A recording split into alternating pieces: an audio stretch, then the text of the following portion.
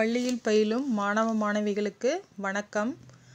8ஆம் வகுப்பு தமிழ் இயல் 5 பாடறிந்து ஒழுகுதல். நாம் சென்ற வகுப்பில் அறிந்து கொண்டது திருக்கேதாரம், அந்த நகரின் சிறப்பை பற்றி நாம் அறிந்து கொண்டோம். இந்த கவிதை பேழையை அறிந்து கொள்வதற்கு முன்பாக இந்த பாடலினுடைய நூல்வெளியை நாம் அறிந்து கொள்ள போகிறோம். கலித்தொகை என்பது 8 தொகை நூல்களுள் ஒன்று. எதெல்லாம் 8 தொகை?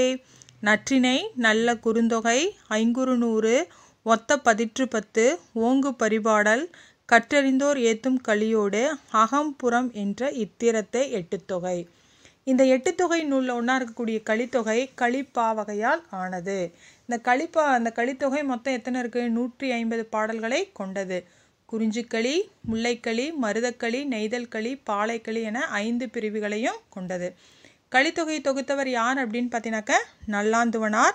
இந்த நல்லாந்துவனார் அப்படிங்கிறவர் சங்ககால புலவரில் ஒருத்தர்னு சொல்லியிருக்காங்க.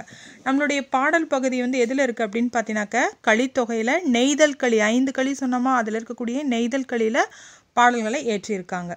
நாம் பாடலை அறிவதற்கு முன்பாக நுழையும் முன், அன்பு, அறிவு, பண்பு போன்றவை ஒவ்வொரு மனிதனும் வளர்த்து கொள்ள வேண்டிய உயர்குணங்கள்.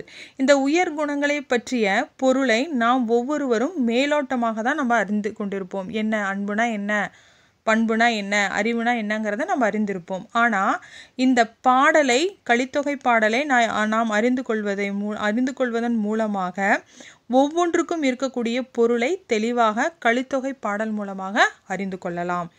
ஆற்றுதல் என்பது ஒன்று, அளந்தவருக்கு உதவுதல். போற்றுதல் என்பது புணர்ந்தாரை பிரியாமை. பண்பு எனப்படுவது பாடறிந்து ஒழுகுதல். அன்பு எனப்படுவது தன் கிளை செராமை. அறிவு எனப்படுவது பேதையர் சொல் நோன்றல். செறிவு எனப்படுவது கூறியது மறாமை. நிறை எனப்படுவது மறை பிறர் அறியாமை. முறை எனப்படுவது கண் ஓடாது உயிர் வவ்வல். பொறை எனப்படுவது போற்றாரை பொறுத்தல். இந்த பாடலுடைய முதல் அடி என்ன? ஆற்றுதல் என்பது ஒன்று, அளந்தவருக்கு உதவுதல். அளந்தவர்னா என்பதன் பொருள் என்ன? வறியவர். அப்போ வறியவர், அந்த பசியால் வாடக்கூடியவர்கள், உணவு இல்லாதவர்களுக்கு நம்மளுடைய கடமை என்ன அப்படின்னு பார்த்தீங்கன்னாக்க, அந்த இல்வாழ்வின் மூலமாக, நம்மளுடைய வாழ்வின் மூலமாக எதுவுமே இல்லாமல் இருக்கக்கூடியவர்களுக்கு, அந்த அளந்தவர்களுக்கு, வறியவர்களுக்கு, பசியால் வாடக்கூடியவர்களுக்கு நாம் எதையாவது கொடுத்து உதவி செய்தல் வேண்டும். அதுதான் என்னது? ஆற்றுதல் என்பது ஒன்று, அளந்தவருக்கு உதவுதல். வறியவருக்கு நம்மால் முடிந்த உதவிகளை நாம் என்ன செய்தல் வேண்டும்? செய்தல் வேண்டும். அடுத்தது என்ன அப்படின்னு பார்த்தீங்கன்னாக்க, போற்றுதல் என்பது புணர்ந்தாரை பிரியாமை. போற்றுதல் என்பது புணர்ந்தாரை பிரியாமை. அப்போ நம்ம என்ன செய்யணும் அப்படின்னு பார்த்தீங்கன்னாக்க, போற்றுதல், யாரை நாம் போற்றுதல் வேண்டும்? பாதுகாத்தல் வேண்டும். அன்புடையோரை பிரியாது நாம் பாதுகாப்பாக அவருடன் நாம் வாழ்தல் வேண்டும். யாருடன்? அன்புடையோரை. போற்றுதல்னா என்ன என்பதன் பொருள் என்ன? பாதுகாத்தல்.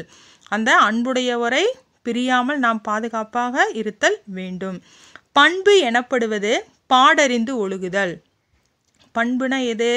பண்பு என்ன சொல்லக்கூடியது என்ன அப்படின்னு பார்த்தீங்கன்னாக்க, அவங்க யாரெல்லாம் சான்றோர்கள், நல்வழி, அந்த நம்மளுக்கு முன்னாடி இருக்கக்கூடியவர்கள், நற்பண்புடையவர்கள், அந்த சான்றோர்கள் கூறக்கூடிய வழியில் நாம் நடத்தல் வேண்டும்.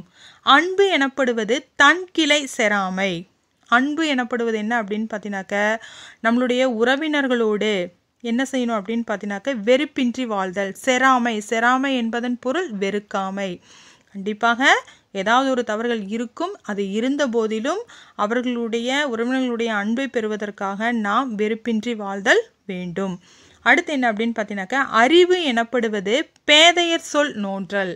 அறிவு எனப்படுவது பேதையர் சொல் நோன்றல்.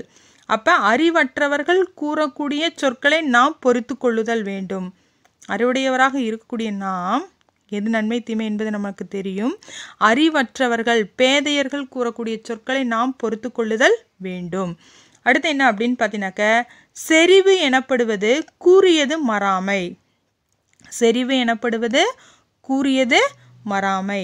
அந்த என்ன சொல்கிறாங்க அப்படின்னு பார்த்தீங்கன்னாக்க, நம்ம சொல்லக்கூடிய வாக்கை, முன்னாடி நம்ம என்ன சொன்னோமோ அந்த வாக்கை நாம் என்ன செய்ய வேண்டும்?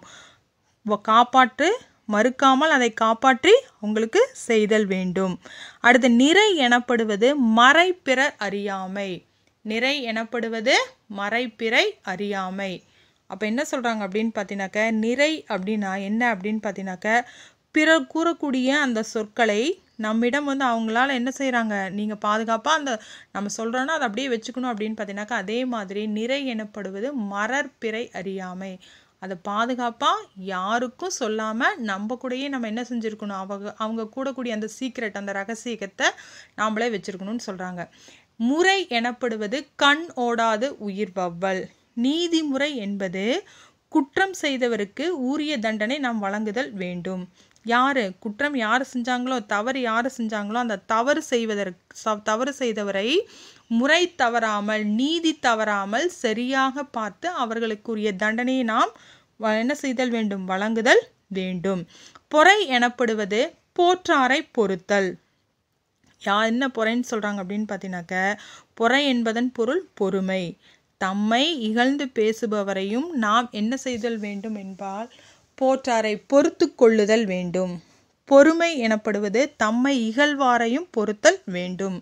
இத்தகைய பண்பு நலன்களெல்லாம் என்ன செய்யணும் அப்படின்னு பார்த்தீங்கன்னாக்க, கலித்தொகை பாடல் மூலமாக நல்லாந்தவனார் அப்படிங்கிறவர் என்ன செஞ்சுருக்கார் அப்படின்னு பார்த்தீங்கன்னாக்க சொல்லியிருக்கார். எதெல்லாம் சொல்லியிருக்காரு, எத்தனை பண்பு நலன்கள் சொல்லியிருக்காரு?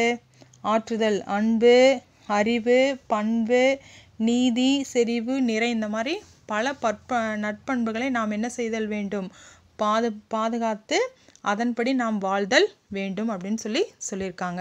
இந்த பாடலை நான் நன்றாக ஒரு முறை வாசிக்கவும். இது மனப்பாட செய்யுள். இதில் இருக்கக்கூடிய அந்த ஒவ்வொரு வரிகளையும் நன்றாக வாசித்துவிட்டு அதை பிழை இல்லாமல் நீங்கள் பாட ஏட்டில் எழுதவும். அதோடு சேர்த்து நீங்கள் என்ன பண்ணுறீங்க அப்படின்னு பார்த்தீங்கன்னாக்க, 8 தொகை நூலில் ஒன்று தான் என்ன அப்படின்னு பார்த்தீங்கன்னாக்க கலித்தொகை. அந்த 8 தொகை நூல்களையும் நன்றாக